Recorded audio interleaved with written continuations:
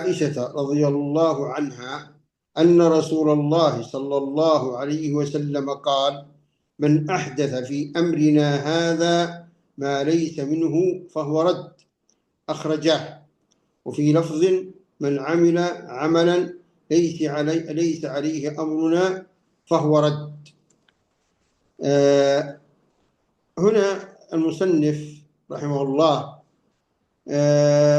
يذكر أحاديث في هذا الباب، في باب الدخول في الإسلام، فذكر هذا الحديث العظيم. وهذا الحديث من أحاديث عمدة الإسلام، لأن العلماء ذكروا الأحاديث التي عليها مدار الدين، ذكروا هذا الحديث، وحديث إنما الأعمال بالنيات، وحديث إن الحلال بين وإن الحرام بين، وحديث هذا الحديث: من عمل عملا ليس عليه أمرنا فهو رد.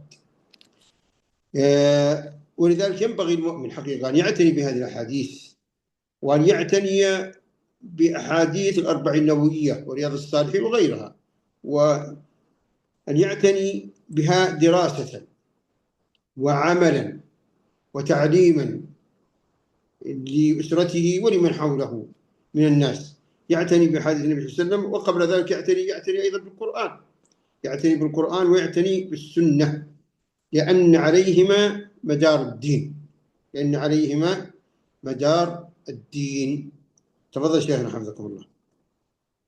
Jadi di sini Syekhuna Abdul Aziz Al-Kanhal hafizahullah taala, tentunya pertama selalu beliau itu berdoa kepada Allah Subhanahu wa taala agar kita semua diberikan ilmu yang bermanfaat, amal yang soleh, dan juga semoga Allah Subhanahu wa taala mengumpulkan kita semua, keluarga kita dan juga orang-orang yang kita cintai di dalam surga Firdaus. Ya.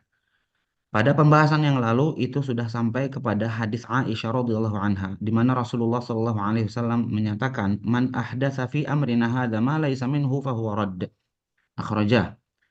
Jadi siapa yang mengada-ada dalam urusan kami ini, yaitu dalam agama ini, apa yang tidak berasal dari agama tersebut, maka hal tersebut adalah sesuatu yang tertolak. Ya, ini hadis yang sahih diriwayatkan oleh Al-Bukhari dan Muslim.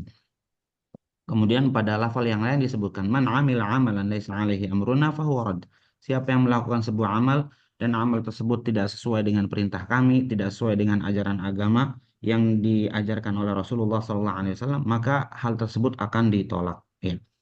Jadi hadis ini, baik yang pertama ataupun yang kedua tadi, itu merupakan hadis yang umdah atau hadis yang merupakan eh, jadi hadis pegangan utama, ya, dalam hal beramal dan juga dalam hal bid'ah gitu ya.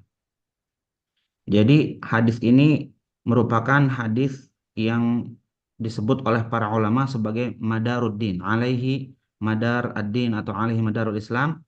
Berarti Islam itu berporos kepada hadis tersebut, karena hadis ini merupakan hadis yang sangat pokok sekali dalam urusan amal dan juga bid'ah. Maka hendaknya kita itu memperhatikan hadis-hadis yang seperti ini, dan juga hadis misalnya seperti yang dikumpulkan oleh Al-Imam An-Nawawi dalam Al-Arba'in An-Nawawiyah, dan juga hadis-hadis lainnya yang sangat penting untuk kehidupan kita, sehingga harus kita pelajari dan juga kita ajarkan kepada keluarga kita, kepada orang-orang yang ada di sekitar kita, dan orang-orang yang dekat kepada kita. Ya. Kita ajarkan hal tersebut karena hadis-hadis ini adalah hadis-hadis yang alaiha madar ad-din, atau hadis-hadis yang agama Islam ini berporos kepadanya. Naam Syekhana barakallahu fikum. واللفظة الأولى من الحديث وهي قول النبي صلى الله عليه وسلم: من أحدث في أمرنا هذا ما ليس منه فهو رد. المؤلف قال أخرجاه، يعني البخاري ومسلم، فهو متفق عليه. ثم قال: وفي لفظ: من عمل عملا ليس عليه أمرنا فهو رد. هذه اللفظة رواها الإمام مسلم في صحيحه.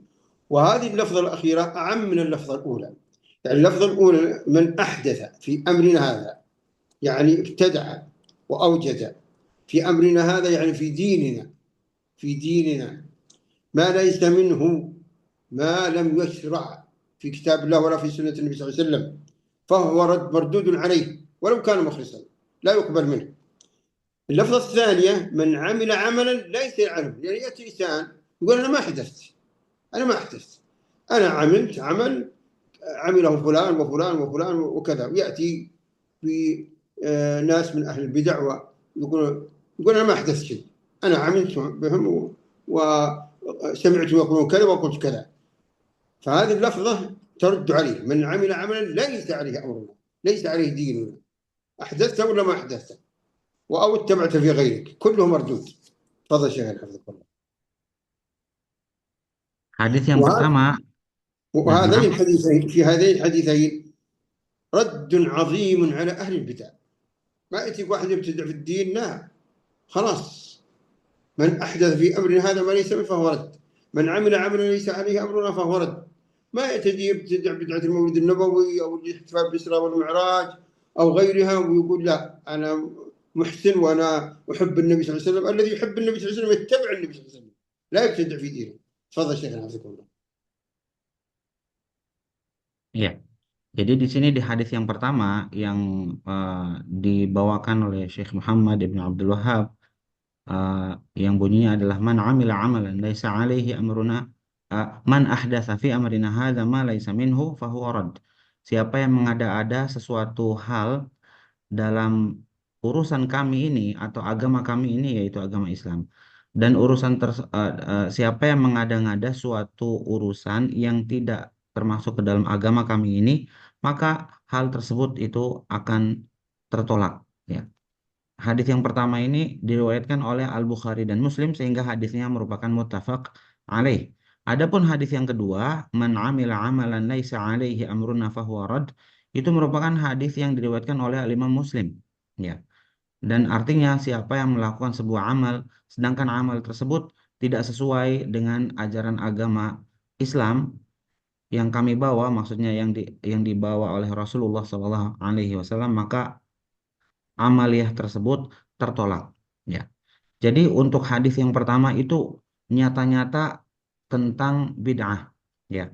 Jadi nyata-nyata tentang bid'ah.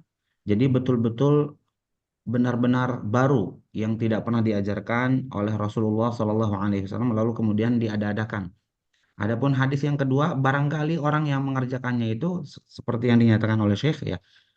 Barangkali orang yang mengerjakannya itu mereka punya landasan bahwa amaliyah tersebut sudah dilakukan oleh fulan, fulan, dan fulan, oleh tokoh-tokoh mereka atau oleh orang-orang yang sebelum mereka yang mereka kagumi dan mereka hormati, begitu. Akan tetapi kalau dicari lagi dalilnya daripada apa namanya Al-Quran dan juga hadis itu tidak ditemukan, ya. Jadi ramai barangkali dilakukan oleh beberapa tokoh, lalu kemudian diikuti oleh para pengikutnya, sehingga para pengikutnya ketika ditanya, kalian yang kalian lakukan ini bid'ah ya? Mereka mengatakan, oh ini bukan bid'ah, karena kami punya tokoh-tokoh yang telah melakukannya sebelum kami, gitu ya. Jadi itu hadis yang kedua itu penekanannya kepada orang-orang yang merasa bahwa amaliyah yang mereka lakukan itu adalah amaliyah yang diajarkan dalam Islam. Padahal kalau ditelusuri lagi ternyata tidak ada sama sekali. Ya. Jadi kemudian Syekh menyebutkan beberapa contoh seperti misalnya merayakan Al-Maulidin Nabawi, ya, dan juga merayakan misalnya seperti malam Isra dan Mi'raj itu dirayakan, misalnya dibuat perayaan dan lain sebagainya. Nah, itu semua adalah hal-hal yang tidak pernah dilakukan oleh Rasulullah SAW dan juga para sahabatnya serta imam-imam mazhab yang empat, ya. Jadi mereka tidak pernah melakukan hal tersebut sehingga hal tersebut semuanya masuk ke dalam apa yang disabdakan oleh Rasulullah SAW. Man amila amalan laisa alaihi amruna fahuwa raddun. Siapa yang melakukan sebuah amal yang amal tersebut uh, tidak berlandaskan kepada perintah kami dan urusan kami agama Islam ini, maka amaliyah tersebut akan ditolak. Naam Syekhana barakallahu fikum. والفضيل بن عياض رحمه الله ذكر Hmm. أن العمل الذي يقبل عند الله عز وجل هو أخلصه وأصوبه. فقالوا له يا أبا علي ما أخلصه وما أصوبه؟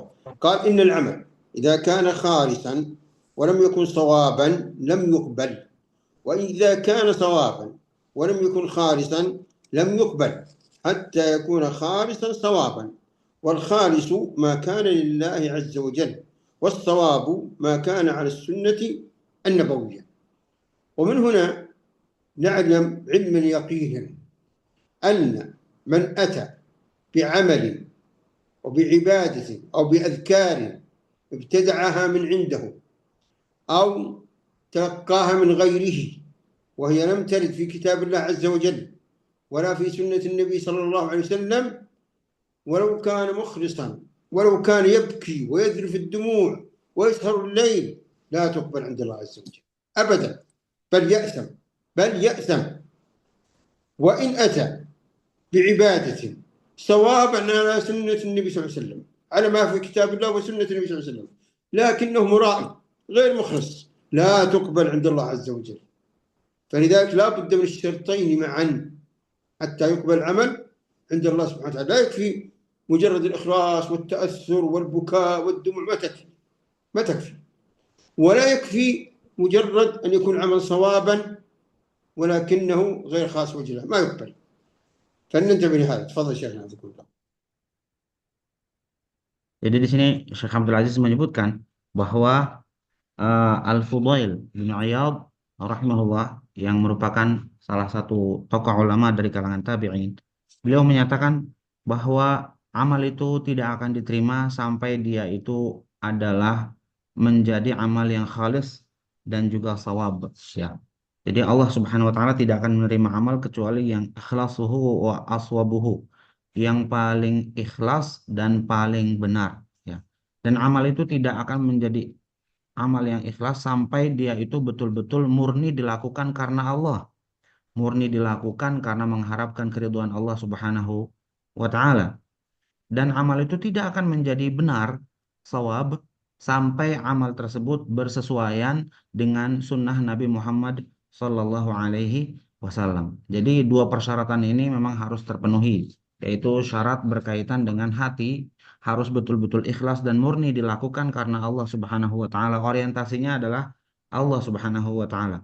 Orientasinya itu akhirat, ya, supaya Allah Subhanahu wa taala ridho dengan apa yang kita lakukan. Lalu kemudian untuk prakteknya itu harus disesuaikan dengan apa yang diajarkan oleh Rasulullah Shallallahu alaihi wasallam. Lalu beliau kemudian mencontohkan di sini kalau seandainya ada orang yang dia itu melakukan sebuah ibadah dengan betul-betul ikhlas karena Allah, dia sampai menangis, sampai terseduh-seduh, sampai air matanya berlinangan, sampai barangkali dia melakukan ibadah tersebut semalaman suntuk, atau dia melakukan ibadah tersebut sampai begadang, ya, betul-betul dia itu ikhlas melakukannya karena Allah Subhanahu wa taala.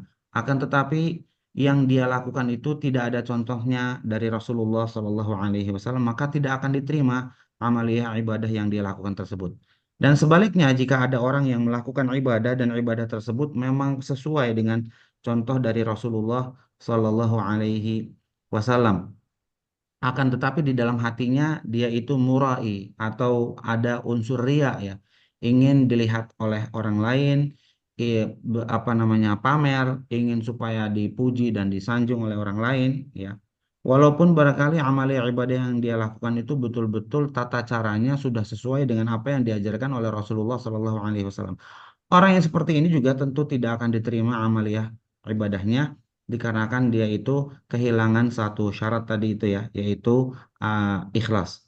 Nah, sedangkan orang pertama tadi itu yang dia itu ikhlas sampai nangis-nangis tapi tidak sesuai dengan ajaran Rasulullah Shallallahu Alaihi Wasallam, amaliyahnya itu juga sama tidak diterima oleh Allah Subhanahu Wa Taala amal ibadahnya, dikarenakan dia kehilangan syarat yang pertama, syarat yang kedua, yaitu adalah mutaba'ah atau ittiba'un Nabi Sallallahu Alaihi Wasallam, mengikuti tata cara yang diajarkan oleh Nabi Muhammad Sallallahu Alaihi Wasallam. Jadi intinya supaya amal ibadah kita itu diterima oleh Allah Subhanahu Wa Taala harus dilakukan betul-betul ikhlas karena Allah, dan harus dilakukan sesuai dengan apa yang diajarkan oleh Rasulullah Sallallahu Alaihi Wasallam. Naam Syekhana barakallahu fikum.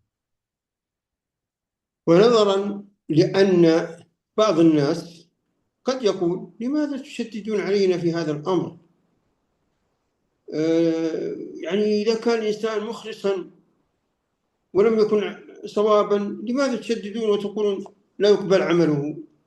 لماذا؟ فهنا ساق الشيخ عبد الرزاق البدر في كتابه مثالا جميلا حقا، من النبي محمد صلى الله عليه وسلم يحسم الأمر نهائيا، ما يجي واحد يجادل في هذه المسألة خلاص. المثال هو عن البراء بن عازب رضي الله عنه قال: ضحى خال لي يقال له أبو بردة قبل الصلاة، يعني ذبح أضحيته قبل صلاة عيد الأضحى. قال: فقال له رسول الله صلى الله عليه وسلم: شاتك شاة لحم. ثم قال النبي صلى الله عليه وسلم: من ذبح قبل الصلاة فإنما يذبح لنفسه، ومن ذبح بعد الصلاة فقد تم نسكه وأصاب سنة المسلمين. والحديث متفق عليه. انظروا يا أخوان، هذا الصحابي رضي الله عنه ذبح قبل الصلاة مجتهدا، يريد الخير، يريد أن يتفرغ، أن يذبح قبل الصلاة ثم يطبخونها، ثم إذا بعد الصلاة يأكلون. أراد خير، ما أراد شر، ما أراد شر، لكن لأنها على غير السنة لم تقبل. وهكذا كل عمل يعمل على غير السنة لا يقبل أبدا، لا يقبل. وإذا تعمد، إذا كان متعمدا عالما بالحكم متعمدا، فإنه يأثم أيضا. فالقضية خطيرة جدا، ينبغي أن نتنبه إلى هذا، ولا يأتي واحد يلف ويدور ويقول لماذا تشددون. لا، المسألة محسومة شرعا. تفضل شيخ عفوا. Ya, barakallahu fikum Syekhana. Jadi sebagian orang barangkali ada yang memprotes ya. Limadza tusyaddidun? Kenapa kok kalian itu sangat ketat sekali dalam hal ini? Kok sangat eh, menyatakan bahwa orang yang melakukan amaliyah ibadah tapi dia itu tidak sesuai dengan sunnah misalnya. Yang penting kan dia ikhlas melakukannya. Kenapa kok kalian menyatakan bahwa ibadahnya itu tertolak? Bukankah dia mengerjakannya dengan penuh keikhlasan karena Allah Subhanahu wa taala? Ya. Jawabannya ada pada sebuah hadis yang diriwayatkan oleh Al-Bukhari dan Muslim yang disebutkan oleh Syekh Abdul Razak Al-Badr dalam syarahnya terhadap Risalat Fadlil Islam. Di sini disebutkan bahwa Al-Bara bin Azib itu menyebutkan ya dalam hadis yang diriwayatkan oleh Al-Bukhari dan Muslim, dhaha khalun li yuqalu lahu Abu Burda. Jadi ada seorang paman daripada Al-Bara bin Azib ini yang namanya adalah Abu Burda, di mana Abu Burda ini menyembelih hewan kurban, tapi disembelihnya sebelum pelaksanaan sholat Idul Adha. Ya, maka Rasulullah Shallallahu Alaihi Wasallam menyatakan, syatuka syatu lahmin. Ya, kambingmu itu yang engkau sembelih sebelum sholat Idul Adha adalah kambing pedaging saja. Artinya kambing yang dipotong lalu dimanfaatkan dagingnya sebagaimana kambing-kambing lain yang dipotong pada hari-hari biasa, begitu ya. Jadi itu maksud dari firman sabda Rasulullah Shallallahu Alaihi Wasallam, syatu ka syatu lahmin. Kemudian beliau Shallallahu Alaihi Wasallam menyatakan, man dzabaha qabla shalah fa innama yadhbahu li nafsih. Siapa yang menyembelih hewan kurbannya sebelum pelaksanaan salat Idul Adha, maka sesungguhnya ia menyembelih untuk dirinya sendiri, ya, bukan menyembelih dalam rangka ibadah kurban. Wa man dzabaha ba'da shalah faqad tamma nusukuh. Dan barang siapa yang menyembelihnya setelah pelaksanaan salat Idul Adha, maka telah sempurnalah ibadah kurbannya. Wa asaba sunnatal muslimin, dan ia telah tepat melaksanakan sunnah orang-orang Islam, gitu ya. Yaitu karena dia telah melakukan ibadah kurban tersebut sesuai dengan waktu yang sudah ditentukan, yaitu setelah selesai penyelenggaraan sholat Idul Adha. Jadi ini adalah waktu yang sudah ditentukan dan tidak bisa dimajukan atau dimundurkan, begitu ya. Jadi Rasulullah Shallallahu Alaihi Wasallam menyatakan orang tersebut telah memotong hewan kurbannya tapi tidak bernilai kurban. Itu hanya bernilai seperti hewan lain yang bukan kurban yang disembelih, gitu ya, yang ingin dimanfaatkan dagingnya. Jadi di sini Syekh menyatakan bahwa Abu Burdah ini menyembelih hewan kurbannya atau menyembelih kambingnya itu niatnya betul-betul ikhlas karena Allah Subhanahu wa taala. Ingin bersegera, ingin berkurban ya, ingin supaya nanti ketika sudah sholat itu makanannya sudah siap saji ya, sudah dimasak, sudah segala macam. Jadi ingin cepat-cepat gitu ya, ingin bersegera gitu. Tapi ternyata tidak dinilai sebagai ibadah yang diterima di sisi Allah Subhanahu wa taala. Kenapa? Karena ibadahnya itu tidak sesuai dengan apa yang diajarkan oleh Rasulullah Shallallahu Alaihi Wasallam. Jadi kalau misalnya ada orang yang ikhlas dia melakukan sebuah ibadah, tapi ternyata ibadahnya itu bukan ibadah yang diajarkan oleh Rasulullah Shallallahu Alaihi Wasallam, maka kita nyatakan bahwa ibadah tersebut pasti tertolak, tidak diterima oleh Allah Subhanahu Wa Taala. Dalilnya adalah hadis ini, ya hadis Al-Bara bin Azib mengenai pamannya yaitu Abu Burdah yang menyembelih hewan kurban sebelum pelaksanaan sholat Idul Adha. Naam Syekhana barakallahu fikum. وقلنا أن هذا الحديث رد عظيم على أهل البدع. إذا هنا سؤال: ما هي أسباب البدع؟ ما هي أسباب الوقوع في البدع؟ أسباب كثيرة، منها السبب الأول الجهل. الجهل هذا أعظم سبب. لو ناقشت أي شخص وقع في البدع تجد أنه ليس عنده حجة صحيحة، وأنه عنده جهل، وأنه متبع لمشايخه ومريديه، هو متبع لهؤلاء. وهذه مصيبة، هذه مصيبة أن يكون الدين يتعامل معه بالجهل. كيف؟ أنت الآن لو أردت طبا علاجا أو هندسة أو بناء بيت أو ذا، تريد علم في هذا الأمر. الدين أعظم، الدين أهم. كيف الإنسان يجهل أمور دينه الأساسية؟ وذلك العلماء يقولون لا يعذر بالجهل، لا يعذر بالجهل في الأمور الأساسية في الدين، العبادات، لا يعذر الإنسان بالجهل فيها. فالجهل سبب عظيم، الجهل سبب عظيم. ولذلك الله سبحانه وتعالى قال: قل هل يستوي الذين يعلمون والذين يعلمون؟ لا يستوون.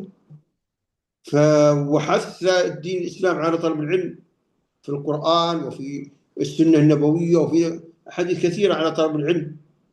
فالجهل سبب عظيم للوقوع في البدع، لأنك إذا جئت سبحان الله تناقش صاحب بدعة تجد ضعيف مسكين ما عنده حجة، ما عنده. فلان قال كذا وفلان قال كذا، طيب أين من كلام الله وكلام النبي صلى الله عليه وسلم؟ ليس عنده حجة، وهذا مصيبة. تفضل شيخ. Ya.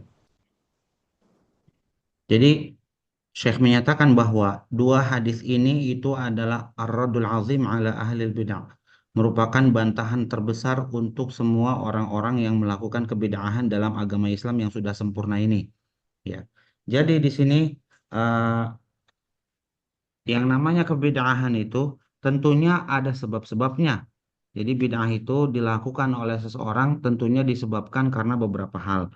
Yang pertama di sini adalah al-jahl, yaitu ketidaktahuan dan kejahilan berkenaan dengan urusan agama. Ya. Jadi tidak mau belajar, tidak mau hadir di kajian ilmu, tidak mau mempelajari agama, ya sehingga bodoh dia tentang urusan agamanya, tidak tahu dia apa itu Al-Quran dan Sunnah ya, sehingga dengan dasar kejahilan inilah uh, dia itu ikut-ikutan ya, kemudian apa yang dilakukan oleh orang-orang barangkali dia ikutan juga melakukannya, padahal barangkali yang dia ikutin itu adalah sesuatu yang bid'ah dan tidak diajarkan oleh Allah Subhanahu wa taala dan Rasulnya. Ya. Jadi perkara agama terutama yang asasi sekali misalnya seperti sholat ya kemudian juga wudhu dan lain sebagainya, hal yang merupakan hal-hal yang asasi harusnya betul-betul dipelajari oleh setiap muslim. Karena setiap muslim itu tidaklah dimaafkan karena ketidaktahuannya mengenai hal-hal yang sangat asasi di dalam agama Islam ini. Tentang sholatnya, tentang wudhunya, tentang puasa Ramadannya dan lain sebagainya itu la yu'zaru al-mar'u bijahlihi. Seseorang tidaklah bisa dimaafkan ketika dia tidak mengetahui urusan-urusan yang sangat mendasar di dalam agama Islam ini. Ya. Sehingga agama itu sangatlah eh, harus didahulukan dan diutamakan. Mempelajari agama Islam itu harus didahulukan dan diutamakan. Sehingga Allah Subhanahu wa taala menyatakan, "Qul hal yastawi alladziina ya'lamun walladziina walladzina la ya'lamun." Katakanlah wahai Nabi Muhammad, ya, apakah sama orang yang berilmu dengan orang yang tidak berilmu? Tentunya berbeda jauh ya. Orang yang memiliki ilmu dengan orang yang bodoh tidak tahu apa-apa tentang agama Islam ini. Ya. Maka di sini Syekh mengajak kita untuk belajar mempelajari agama Islam ini dengan baik dan benar supaya al-jahal ini hilang dari kita sehingga kita tidak melakukan amaliyah yang bid'ah. Ini sebab yang pertama. Naam Syekhana. Barakallahu fiikum. السبب الثاني اتباع الهوى، وهذا مصيبة عظيمة، مصيبة عظيمة أن يتبع الإنسان هوى، وإن كان يعلم الحق ويتركه اتباع الهوى فهذه مصيبة أعظم، هذه مصيبة أعظم. فالمؤمن لا يتبع هواه، لا يتبع هواه، لأن الهوى يضل الإنسان. الإنسان يتبع الحق، والله عز وجل يقول: وما كان لمؤمن ولا مؤمنة إذا قضى الله ورسوله أمرا أن يكون لهم الخيرة من أمرهم ومن يعص الله ورسوله فقد ضل ضلالا مبينا. أنت لست مخير تتبع هواك وما تهوى نفسك وما ترغبه، لا يا أخي، أنت مقيد بأوامر ونواهي فاتبعها ولا تبتدع. تفضل شيخ حفظكم الله. Sebab yang kedua dari tersebarnya bid'ah, mengapa orang itu melakukan kebidahan tadi yang pertama adalah al-jahal ya, ketidaktahuan tentang agamanya dan bodohnya dia tentang agama Islam. Lalu yang kedua adalah ittiba'ul hawa, yaitu mengikuti hawa nafsu. Ya. Jadi yang kita ikuti itu adalah ajaran agama Islam yang berdasarkan Al-Quran dan juga Sunnah ala fahmi salafil ummah. Jadi bukan hanya sesuai dengan hawa nafsu saja. Jangan jangan mengikuti eh, apa namanya hawa nafsu. Karena hawa nafsu itu sangat berbahaya jika dituruti begitu saja dan sampai diikuti semuanya, gitu ya. Kemudian di sini Syekh membawakan sebuah ayat Allah Subhanahu wa taala menyatakan wa makana lil mu'minin wala mu'minatin idza qadallahu wa rasuluhu amran ay yakuna lahumul khiyaratu min amrihim. Dan tidaklah layak bagi seorang mukmin baik itu yang laki-laki ataupun yang perempuan ya mukmin laki-laki ataupun mukmin perempuan. Kalau Allah Subhanahu wa taala sudah menetapkan sebuah perkara, tidaklah layak bagi kaum mukminin untuk mencari jalan lain selain apa yang telah ditetapkan oleh Allah dan Rasul-Nya. Dan barang siapa yang telah disesatkan oleh Allah, eh, eh, maka dia akan tersesat dengan kesesatan yang jauh gitu ya. Jadi sekali lagi apa namanya sebab yang kedua tadi yang pertama adalah al-jahal lalu yang kedua adalah ittiba'ul hawa mengikuti keinginan dan hawa nafsu pribadi. Naam Syekhana barakallahu fikum. السبب الثالث التقليد، يقلد آباءه، أصدقائه، والدته ووالده وغيرهم، جيرانه، أهل قريته، يقلدهم، وهذه مصيبة. يؤخذ الدين بالتقليد يا أخوان، والله ما يصلح. الدين يؤخذ فاسألوا أهل الذكر إن كنتم لا تعلمون، ما يؤخذ الدين بالتقليد. وهذا التقليد هو عين فعل المشركين الذين ذكروا أنهم يقلدون آباءهم، إنا وجدنا آباءنا على أمة، وهذا مصيبة. الإنسان لابد يطلب العلم، لابد يعرف الحق، ما يأخذ الدين بالتقليد. تفضل شيخنا. Sebab yang ketiga itu adalah at-taqlid, yaitu ikut-ikutan ya, ikut-ikutan buta, mengikuti secara buta gitu, tidak tahu ujung-junungannya apa dasarnya itu apa tidak ya. Yang penting apa yang dilakukan oleh orang tua saya lakukan, apa yang dilakukan oleh bapak, ibu, keluarga besar saya melakukan itu, maka saya melakukannya. Apa yang dilakukan oleh tetangga-tetangga saya lakukan apa yang dilakukan oleh orang-orang di kampung saya, maka saya juga ikut melakukannya ya, tanpa mengetahui eh, dalil yang mendasari hal itu. Ya, inilah yang disebut dengan taklid. Seharusnya agama ini tidaklah dibangun di atas taklid. Agama ini dibangun di atas dalil yang seharusnya kita bertanya juga kepada para ulama. Allah Subhanahu wa taala menyatakan fas'alu ahlaz dzikri in kuntum la ta'lamun. Bertanyalah kalian kepada ahli zikir yaitu para ulama jika kalian tidak mengetahuinya ya. Jadi sebab yang pertama tadi kejahilan, sebab yang kedua mengikuti hawa nafsu, lalu yang ketiga itu ikut-ikutan ya. Dan taklid ini adalah alasan yang sama seperti yang dinyatakan oleh orang-orang musyrikin. Jadi orang-orang musyrikin itu ketika ditanya kenapa kalian kok melakukan kesyirikan seperti ini, kenapa kalian itu melakukan kemungkaran seperti ini, mereka mengatakan inna wajadna abana ala ummah. Jadi kami mendapati orang-orang tua kami itu melakukan hal tersebut ya, maka kami melakukannya.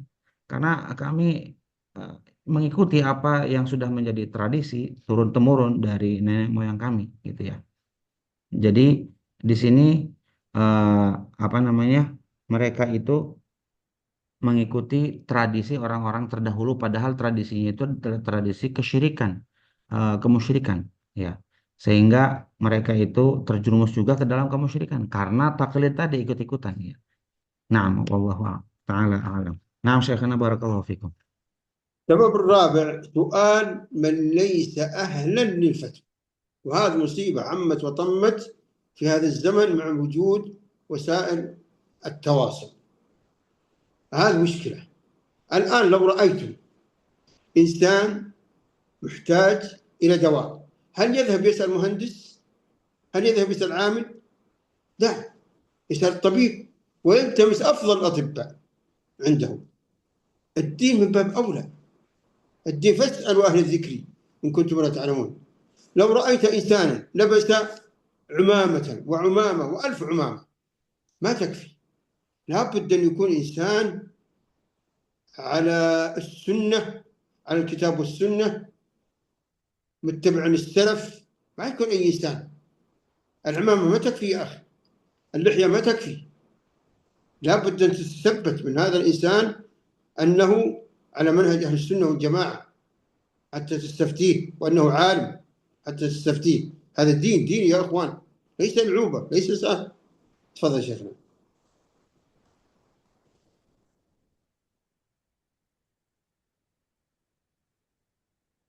Kemudian sebab selanjutnya ini yang nomor 4 yaitu adalah su'alu man laisa ahlan bil fatwa, bertanya kepada orang yang sebenarnya tidak seharusnya dia itu berfatwa gitu ya. Jadi bukanlah orang yang berkompeten untuk berfatwa, tapi malah dia ditanya tentang urusan agama ya. Maka hal ini juga menjadi sebab tersebarnya bid'ah dan menjadi sebab mengapa orang-orang itu melakukan kebid'ahan.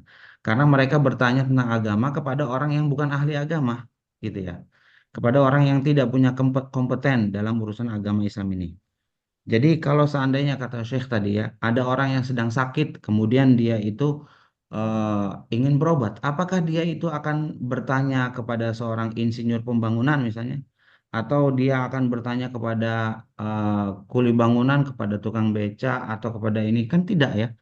Orang yang sakit ini dia harus mencari dokter untuk bertanya dan berkonsultasi tentang penyakit yang sedang dia rasakan begitu ya.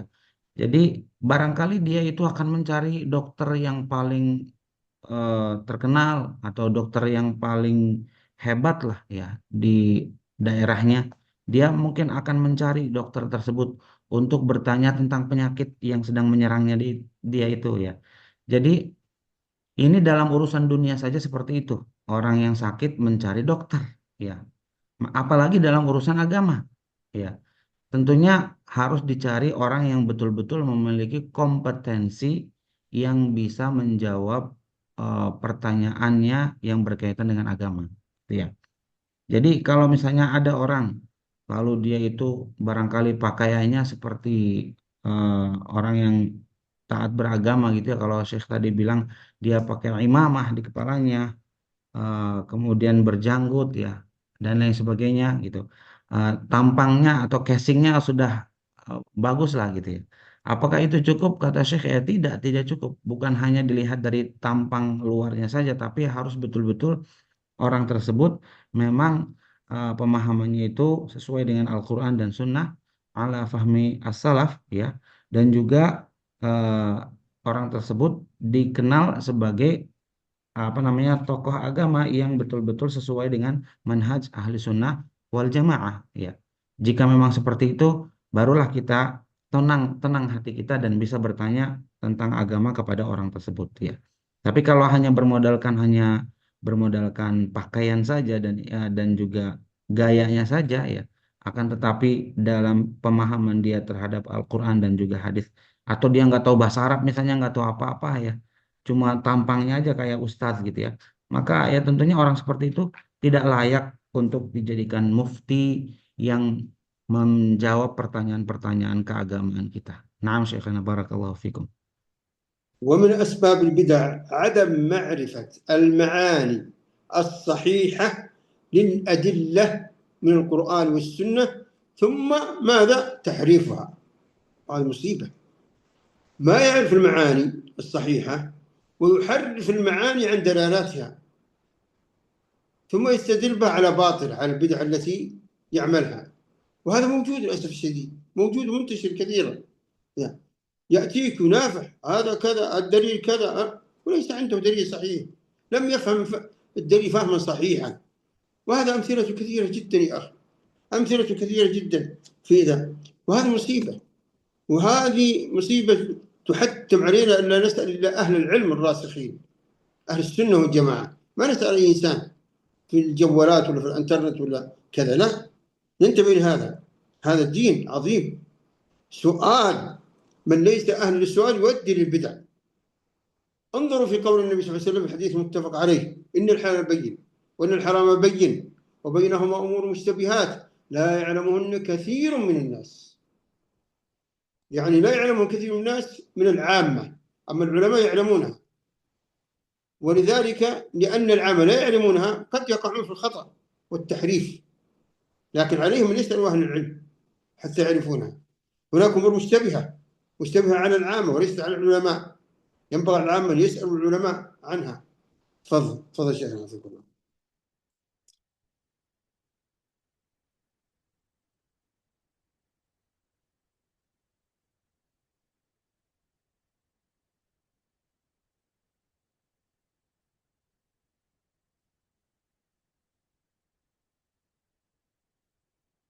لا أسمع يا شيخ، لا أسمع كلام.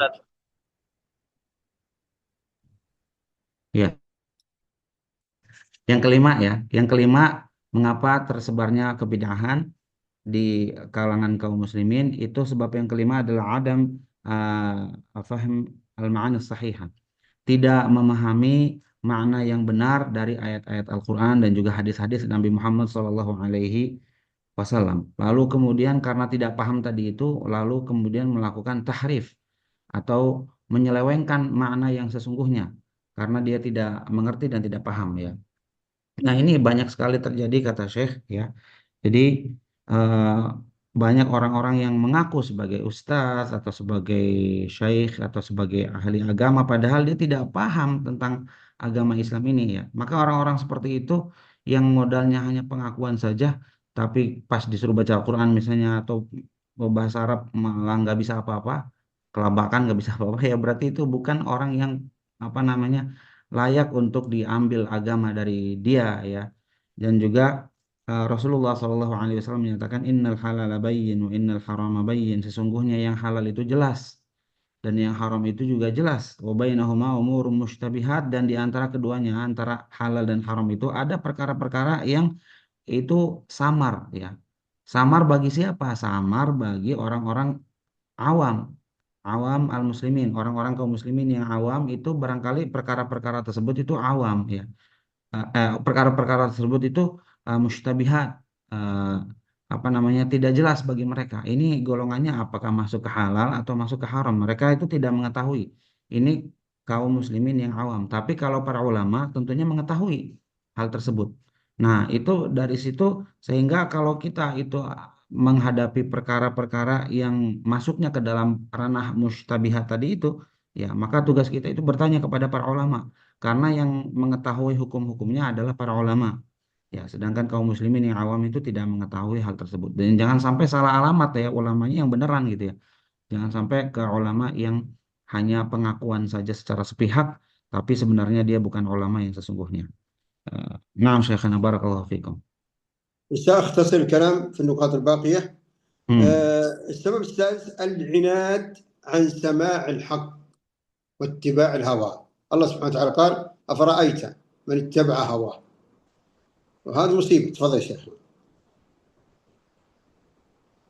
Lalu yang keenam ini adalah al-inad Al-inad itu maksudnya adalah bersikeras dengan kebatilan yang ada pada dia dan tidak mau mendengar eh, al-haq atau kebenaran yang disampaikan oleh orang lain gitu. Jadi dia punya pendirian begitu padahal itu adalah sesuatu yang bid'ah dan tidak ada dalilnya sama sekali. Ya, ketika diingatkan oleh orang lain dia menolak gitu ya. Nggak mau, pokoknya saya pendiriannya begini ya gitu ya. Allah Subhanahu wa taala menyatakan afara'aita man ittaba'a hawahu. Tidakkah engkau memperhatikan orang yang memperikuti hawa nafsunya? Naam Syekhana barakallahu fikum. السبب السابع اتهام من يرد البدع بأنه وهابي منحرف، وهذا مصيبة، هذا مصيبة، هذه أضلت كثير من الناس. تفضل شيخنا حفظكم.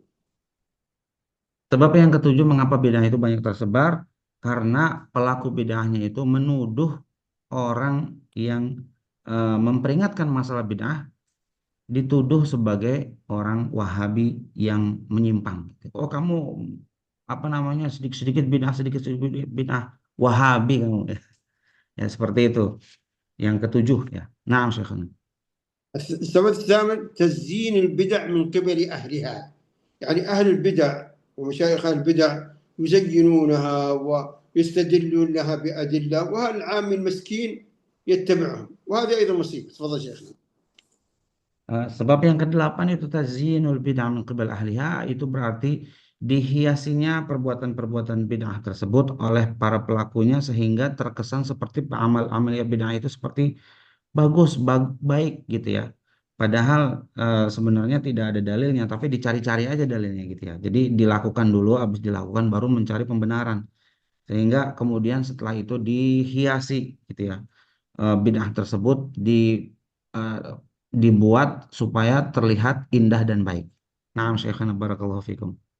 السبب التاسع الاستمساك والاستدلال بالنصوص الموضوعة والضعيفة، أو بنصوص صحيحة لكن فهموها خطأ وحرفوها عن معناها الصحيح. تفضل شيخ.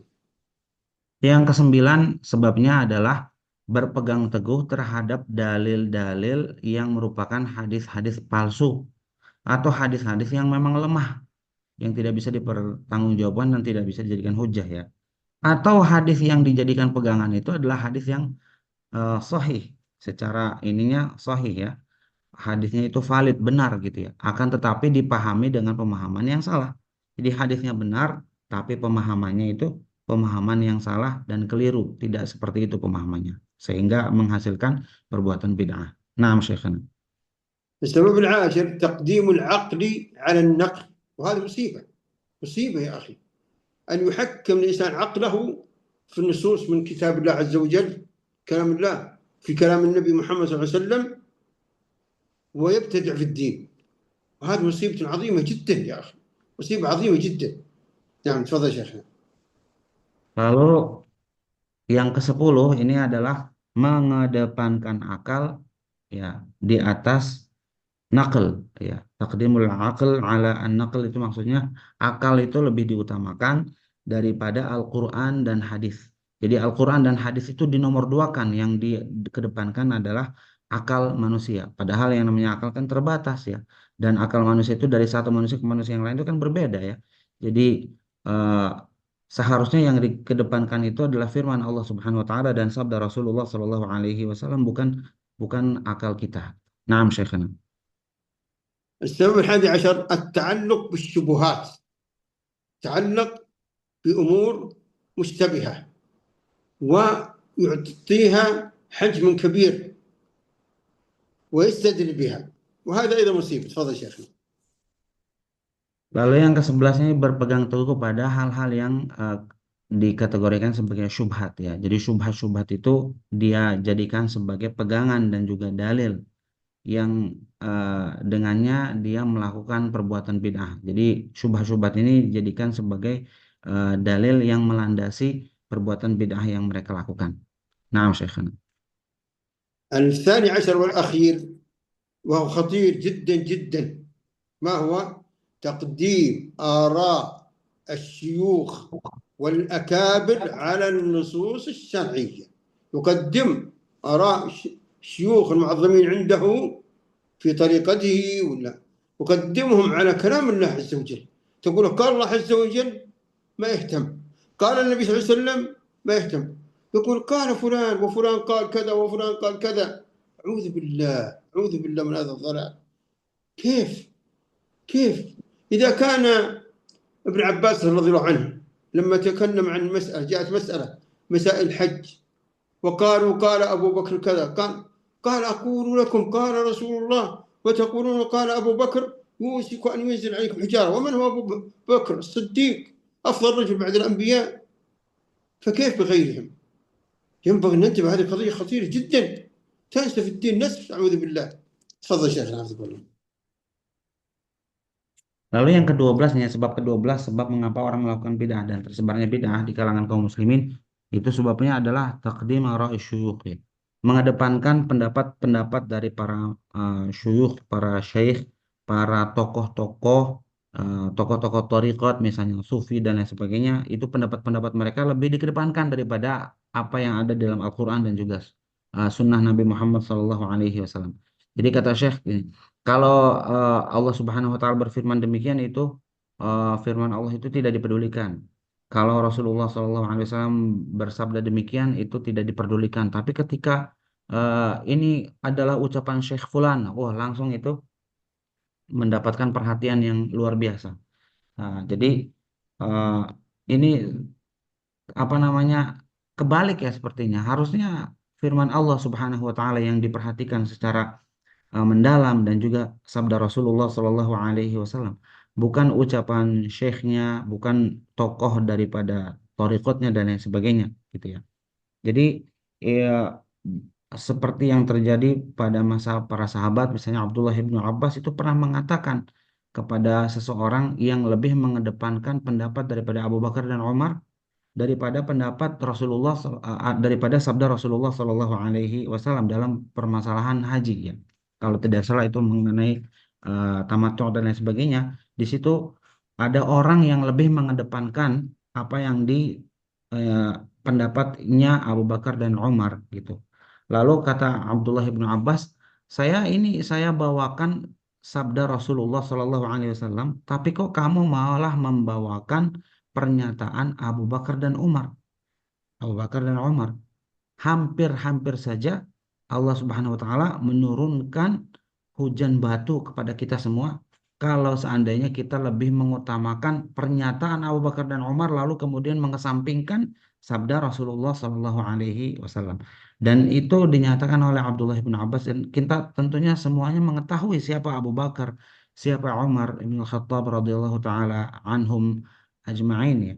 Akan tetapi, walaupun kedudukannya tinggi para sahabat itu tidak boleh dibenturkan dengan sabda Rasulullah SAW. Sabda Rasulullah itu nomor satu, ya. Jadi kalau ada pendapat para sahabat itu yang bertentangan dengan sabda Rasulullah, yang kita kedepankan adalah sabda Rasulullah SAW, bukan pendapat para sahabat. Apalagi orang-orang yang kedudukannya jauh levelnya dibandingkan para sahabat. Nah, Syekhana barakallahu fikum. انتهى درسنا ولله الحمد، ولم يبقى سوى 3 دقائق على الأذان. والدرس القادم إن شاء الله سنأخذ علاج البدع، علاج البدع، ونأخذ الحديث التالي عن أبي هريرة رضي الله عنه قال قال رسول الله صلى الله عليه وسلم كل أمتي يدخلون الجنة إلا من أبى. قيل ومن يأبى؟ قال من أطاعني دخل الجنة ومن عصاني فقد أبى. نسأل الله الجميع التوفيق والسداد، وأن يرزقنا العلم النافع، وأن يجمعنا في جنات الفردوس الأعلى، ونغفر لنا ولوالدينا وأزواجنا وذرياتنا، ونصلح لكم ذرياتكم وذرياتكم، وأن ييسر لكم جميعا أداء الحج المبرور وزيارة مكة والمدينة، وأن يرحمنا جميعا برحمته التي وسعت كل شيء، وأن يعيذنا من البدع. والله أعلم. صلى الله عليه محمد. السلام عليكم ورحمة الله وبركاته. مستقبلا يا شيخ إذا كان الأخوة حريصين عندهم أسئلة لو يبكر بالدرس قليلا، يبكر بالدرس في وقت الدرس. نعم. أعانكم الله. السلام عليكم ورحمة الله وبركاته. Waalaikumsalam warahmatullahi wabarakatuh. Wafaqakumullah. Na'am, barakallahu fikum Syekhana. Nah, jadi di sini kata Syekh waktunya itu tadi 3 menit yang lalu itu azan maghrib akan berkumandang. Jadi barangkali sekarang sudah dikumandangkan azan maghrib sehingga pelajarannya diselesaikan sampai di sini sehingga tidak ada sesi tanya jawab ya. Barangkali nanti kata beliau kalau misalnya mau ada sesi tanya jawab berarti pelajarannya dimulai lebih uh, lebih dahulu lagi gitu ya. Jadi sampai di sini pelajarannya dan nanti akan kita bahas mengenai ilaj al-bid'ah. Bagaimana cara mengobati dan apa namanya ya bisa meng mengcounter ya bid'ah-bid'ah tersebut bagaimana. Kalau tadi kan itu sebab-sebab kenapa ada bid'ah ya, ada berapa tadi ada 12 ya. Nanti akan dibahas oleh Syekh mengenai ilaj al-bid'ah. Bagaimana cara mengobati atau juga mengcounter bid'ah-bid'ah yang ada. Dan juga nanti akan dibahas hadis yang apa namanya dari Abu Hurairah ini ya kullu ummati yadkhulunal jannata illa man aba, semua umatku itu akan masuk surga kecuali orang yang menolak. Qila wa man ya'ba, dikatakan kepada beliau siapa yang menolak itu, maka Rasulullah SAW menjawab qala man ata'ani dakhalal jannah wa man 'asani faqad aba, siapa yang taat kepadaku dia akan masuk surga dan siapa yang membangkang kepadaku tidak nurut kepadaku maka dia telah menolak ya. Ini nanti yang akan dibahas oleh Syekh pada pertemuan yang akan datang. Demikian yang bisa Anda sampaikan. Mohon maaf jika dalam penerjemahan barangkali ada kekurangan dan lain sebagainya ya. Jazakumullahu khairan ala husnil istima'. Subhanakallahumma wa bihamdik asyhadu an la ilaha illa anta astaghfiruka wa atubu ilaik. Wassalamualaikum warahmatullahi wabarakatuh.